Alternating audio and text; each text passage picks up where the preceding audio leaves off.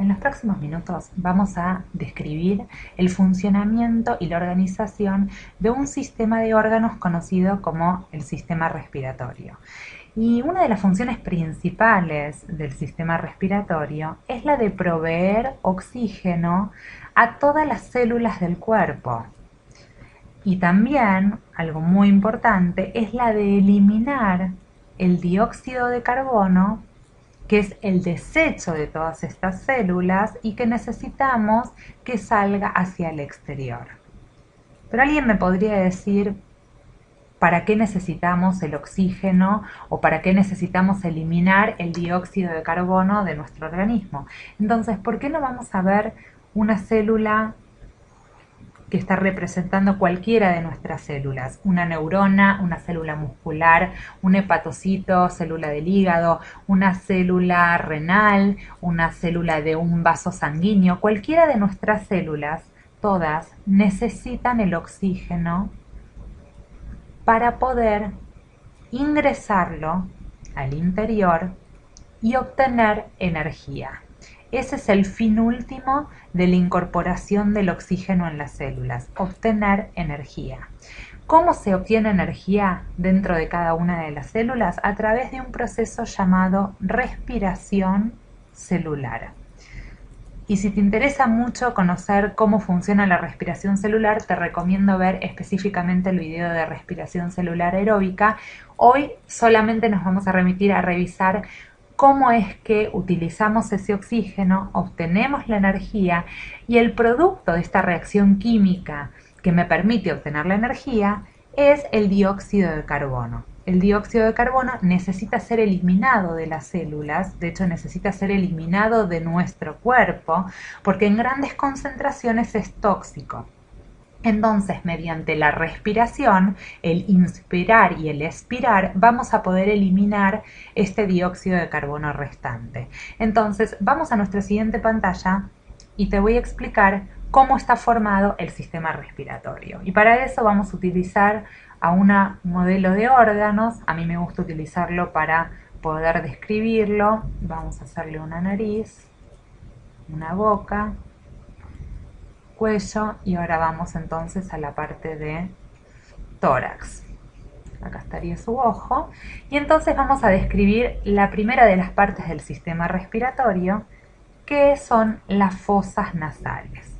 Entonces vamos a anotar acá las fosas nasales.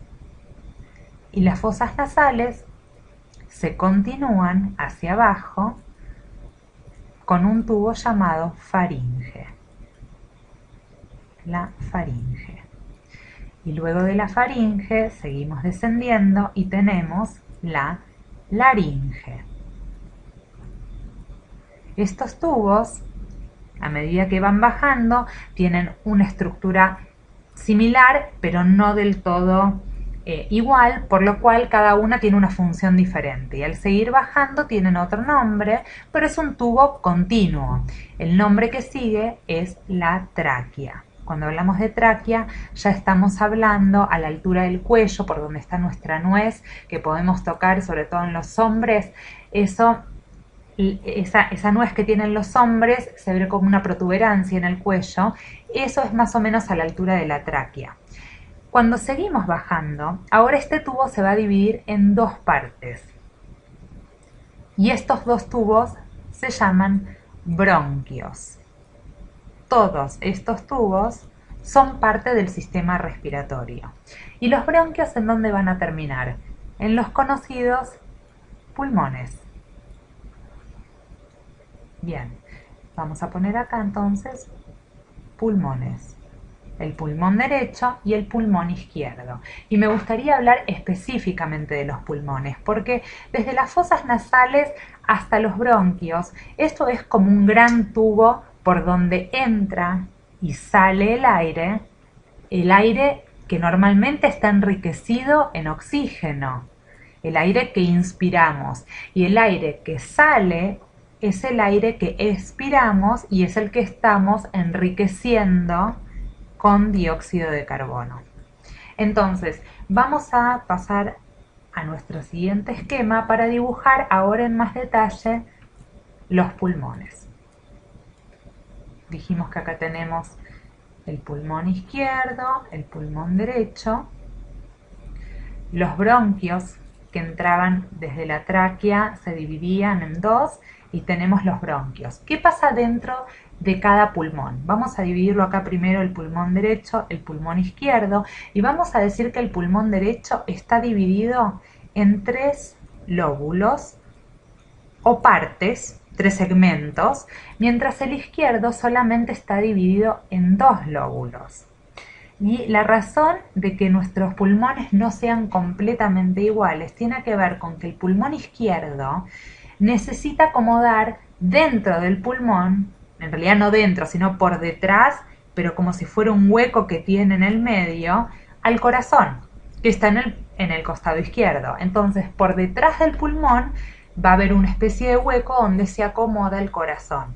Por eso es que es un poco algo más pequeño y acomoda entre el hueco de los 2 lóbulos al corazón y el derecho mantiene sus 3 lóbulos.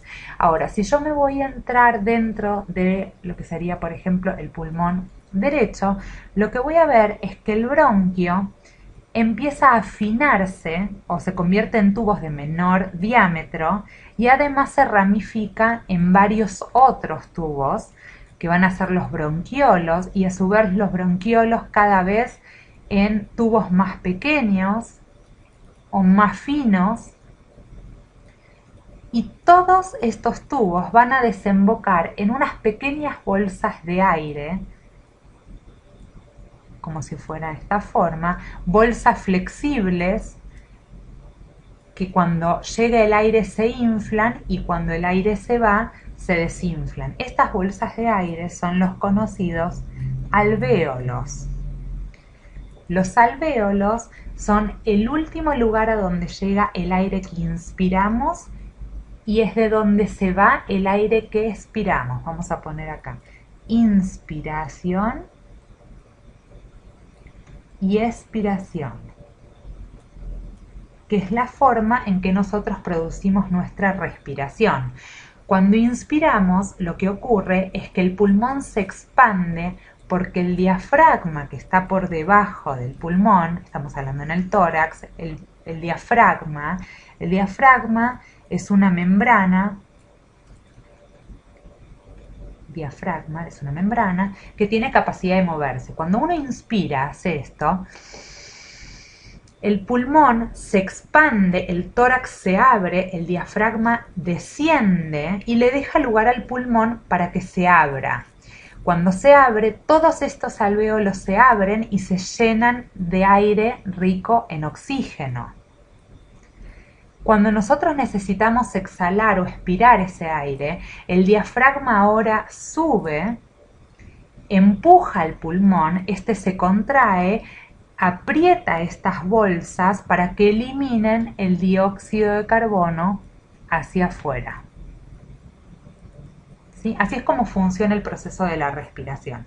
Pero alguien podría preguntarme a esta altura, ¿cómo es que el oxígeno que llegó acá va a llegar a todas las células de mi cuerpo? Por ejemplo, las células de la dermis en la piel o las células dentro de un músculo del pie.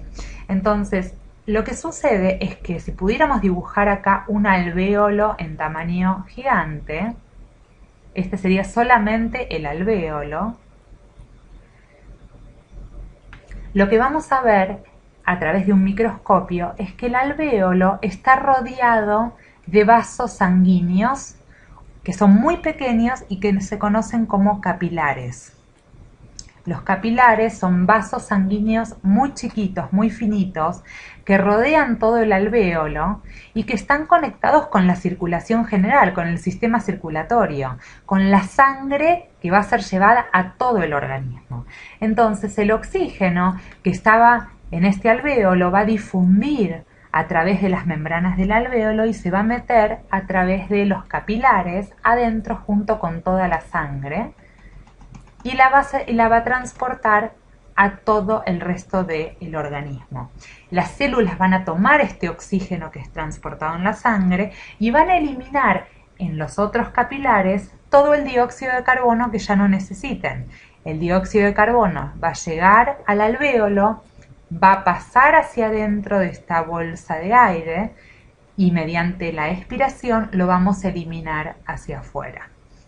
Entonces, me queda contarte como curiosidad que el sistema respiratorio es un sistema de órganos adaptable.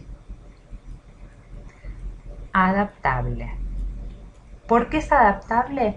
Porque es capaz de moldearse o adaptarse a las diferentes situaciones donde estamos viviendo. ¿Qué quiero decir? Si nosotros tuviéramos una montaña de más de 3.000 metros de altura y acostumbramos a vivir en la parte de abajo de la montaña, o sea, a nivel del mar, normalmente a este nivel el aire está rico en oxígeno, nosotros respiramos normalmente, incorporamos ese oxígeno, eliminamos dióxido de carbono. Lo que sucede es que arriba de la montaña la cantidad de oxígeno que hay es algo menor. En realidad no es la cantidad, sino lo que se llama la presión de oxígeno, la PO2 o presión de oxígeno. La presión de oxígeno arriba es menor. Si nosotros decidimos viajar a una ciudad que está a 3.000 metros de altura o más, vamos a empezar a sentir una sensación de mayor frecuencia de respiración. Esa mayor frecuencia de respiración se conoce como hiperventilación. La hiperventilación es una adaptación del sistema respiratorio. ¿Qué quiere decir? Como hay menor cantidad de oxígeno arriba en la montaña, si no nos alcanza el oxígeno para todas nuestras células, lo que tenemos que hacer es respirar más rápido o más veces para que este oxígeno ahora sí nos alcance para producir energía en todas nuestras células.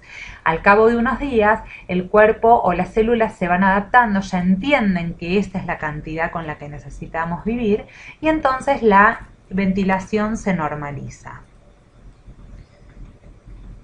Esto es muy común y lo conocemos como el proceso de adaptación del sistema respiratorio. Nos vemos en los próximos videos y seguimos aprendiendo de nuestros sistemas de órganos.